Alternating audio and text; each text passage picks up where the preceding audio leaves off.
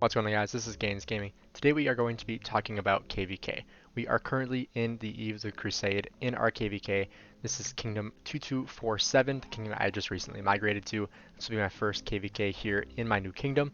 So today we are going to be talking about the KvK map layout, allies, enemies, all that good stuff. So we're going to jump right into it and talk about the first stage of KvK Eve of the Crusade. So as you guys all know, that is Marauders. And so I will pop up right here our rankings. So this was my rank at the end of Pre-KvK in the Marauder stage. As you can see here, I did take rank 100, which I thought was kind of funny that I finished exactly rank 100, but I finished with 2,016,000 points. And so that equivalates to 288 of these kingdom supply chests. So I will be opening these up in another video. We're going to be talking about how much AP I spent, what I got from it, and from the 288 kingdom supply chest. So keep an eye out for that video in the future. But I also wanted to go over the ranks of the kingdoms in the Marauder stage, because that's typically a good indicator of the activity on what the kingdom is and how active their players are in that kingdom. So we'll pop up the screen here where we can see the top 5 rankings. So you can see we did take first place with 306 million points. Kingdom 1858 took second at 234 million points, and then our camp ally 2152 took third place at 169 million points. So you can see here, fourth place was also Water Camp with Kingdom 2044, 123 million points. So our two camps took collectively first, second, third, and fourth. And then we have Wind Camp here, 2327 at 120 million points. And then right here, we got the final 3 positions. So 6th place, we had the Fire Camp at 1841, 113 million points. And then number 7 was Kingdom 1003 at 110 million points. And then finally, Kingdom 1429, Wind Camp at 103 million points. And Wind Camp is actually going to be our fiercest opponent in this KvK. They are by far the strongest killers in this KvK, so they will be very, very fun to fight, very tough opponent that we'll be fighting in this KvK. So without further ado, we're going to show the map of this KvK. Alright, so here is the map of our KvK. This was made by Arya, who is actually our top player by power in the kingdom at 159 million power. She is in my alliance 47II in Famous Immortals, so she will be a lot of fun to fight with in this KvK. You can see she is rank 1 in our kingdom at 159 million power. So she is the one who made this for us, and so I really appreciate that, and huge shout out to her. But yeah, so we are in the top right here, 2247. Our ally is 2152. And unfortunately, they told us that they're going to be focusing mostly on Osiris League. And so we're not really sure how involved they're going to be in this KvK. So that's really going to impact on how well we're going to do, just because we're not for sure on how much assistance we're going to get from our ally here in 2152. So hopefully they will be able to help us out a little bit if they don't do as well in Osiris League. But if they do get pretty far in Osiris League, we'll most likely be mostly on our own. And then we also have the Wind Camp over here, as I said before. 1429 are very, very fierce opponents. They have 2 times the amount of kill points as us. So we have 380 billion kill points. They have 720 billion kill points. And so as you can see, if you just compare with all the other kingdoms, 1429 is by far the highest kill point. We are in 2nd place, and we aren't even close to them. They literally have like twice as much as us. And so that is going to be very, very tough to fight into, just because they have very good rally leaders, very good garrisons, and just a ton of people that have really high kill points in their kingdom. And so that is going to be pretty interesting to see how well we do against them. Their campmate 2327, a little bit lower in kill points, but still quite a bit of power, about the same amount of power as 2247. And then in our Fire Camp here, they have said that they didn't really want to do a whole lot of fighting in this KvK. So we have 1003 and then 1841. We do have some people that originated from 1841, so that'll be kind of interesting to see if we get a little bit of fighting up here in this zone. But as you can see, they do have quite a bit of power, just not as many kills as our camp and as Wind Camp. And then finally we have Water Camp over here in the bottom left, 1858 and 2044. This was the camp that did really well in the Marauder stage, taking 2nd and 4th place. And so we have 1858 with 315 billion kill points. They're number 3 in kill points, right behind us. And then we have 2044 at 190 billion, and that lands them in 3rd to last out of the kingdoms, so 5th place overall in kill points. So that'll also be interesting. I feel like this is the 2nd most balanced camp behind us in Earth Camp. But obviously 1429 is the top dog in this KvK, just because of their kill points and they've showed that they are very, very good at fighting. And so I think these are going to be the toughest people to fight in this KvK. And so when it comes to allies and enemies, this is actually going to be 100% free-for-all in this KvK. So no allies, all enemies, only campmates fighting with one another. And so that's why we are kind of concerned in 2247 with our ally focusing mostly on Osiris League. And so that will make things really interesting to see what's really going to happen in this KvK, because we aren't sure how much assistance we're going to be getting from 2152. And so that's all going to depend on how well they do in Osiris League and how far they get in Osiris League. And so next I want to talk about the stage 2 of Eve of the Crusade. That is obviously the training stage.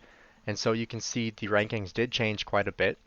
I'll pop up the last rankings of the overall points from stage 1. So you can see we were rank 1 at 306 million, and then 1858 was at 234 million. 2152 was at 169 million, and 2044 was at 123 million. You can see now 2044 has jumped up quite a bit in the rankings. They went from 4th place all the way up to 1st place, training over 400 million points in the second stage of Eve of the Crusade. We are at 652 million. And so the one thing that I noticed was that Kingdom 2044 did not have a fixed Mightiest Governor. They had people training during the last stage of the Mightiest Governor, where it was stage 6, where training got you points. And so we had a fixed Mightiest Governor, and so I can show you that right here. And so we had a max of 8 million points, and so you can see we did not do really any training in this first day. And so this is really the first day that we're doing training.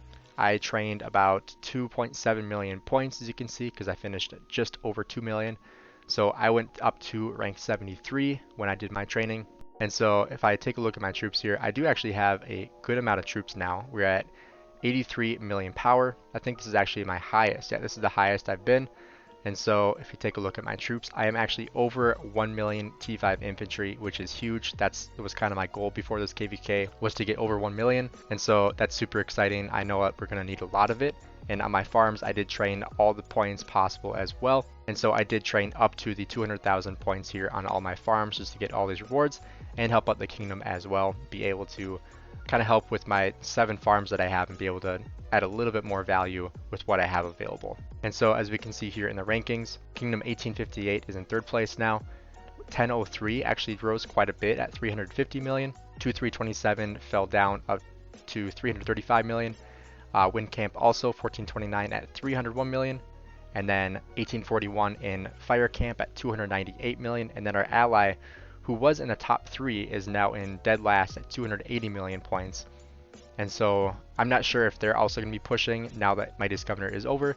We'll have to see what their uptime is like when they start training a little bit more. But we'll have to see how these rankings shift in the last hours of stage 2, because this is really the stage that depicts what the rankings are going to be. We really want that 3% all damage. It goes a very long way, especially when you're fighting people that have twice the amount of kill points as you in Kingdom 1429. And so that'll be interesting to see if we have more people that are going to be training. We do have a training buff going on right now, plus we had a 10% rune. So hopefully we do have a 15% rune later on in the day when we have our second buff active, and that way we can push a little bit further and take over that 1st place ranking. And then we will have stage 3 with the Marauder encampments. But unfortunately, when it comes to Barbarian Forts and the new update with the AP cap, it is pretty sad how little AP you get, because it didn't really click with me on how much AP I was going to be losing until I actually saw, because my alliance maxed out our AP in the first day of reset. So now we have gone 4 days without any AP whatsoever. And so it's pretty demoralizing that your activity is punished that harshly at 7,500 AP, because I am running very, very low, especially after Marauders. And like I said, I'll be covering a video on how much AP I spent and what I got from all of it. But it is kind of crippling to know that I'm not going to be able to recover my AP as fast. And so I'm going to have to reduce the amount of AP that I spend on Marauders in the future, because I'm not going to be able to recover fast enough for KvK, which is kind of sad, because that's going to make it a lot harder to get honor, a lot harder to get materials, and just get value from being free to play and being a low spender, because now you're punished for being more active. And so I feel like that's one thing that Lilith really needs to take a look at. Even if they do want to max the amount of AP you can get, they should raise it from 7,500, because like I said, if you can get that in 1 day, Barbarian Forts, it's too low. And so I think even if it was like 25,000, I would be more okay with it. Obviously, I was getting up to like 50,000 a week, and so I obviously want a lot more than 20,000, but literally anything more than 7,500 is going to be a win. And so I'm hoping that Lilith will kind of take a look at that and make some changes in the future. Make sure you guys continue to post suggestions in the official Rise of Kingdoms Discord. I will continue to link that down below in the video, so you can go ahead and join that Discord and put your suggestions in there. And that way the developers know what you guys think about the updates and what should be changed in the future. I know we do have the end of summer patch coming in with the 7,000 gem event. They did just drop some pictures on that on their official socials. And so I'm hoping they will put something in there to add more AP from our forts right here. Because like I said, it's kind of sad to know that you're losing so much value from getting literally 0 AP from all these barbarian forts, unless you're the ones rallying it, which obviously they want to encourage you to rally more barbarian forts, but you only have so much AP in a day, and so it's too bad that they did that update for the free to play and low spend players, because it just hurts them way more than it hurts the higher spend whales in the game. If you guys enjoyed this video, please drop a like and subscribe. Stay tuned for my video on Marauders, on how much value we got from Marauders and how much AP we spent in total. I will have a full detailed video on how much I spent, what I got, and everything around it. So stay tuned for that video. Make sure you guys stay tuned on our future fights in KvK in this free-for-all KvK. It should be a huge blast. I'm really excited to take on some pretty powerful kingdoms in my first free-for-all KvK ever. So once again, thanks guys for checking out the video. I'll see you guys next time.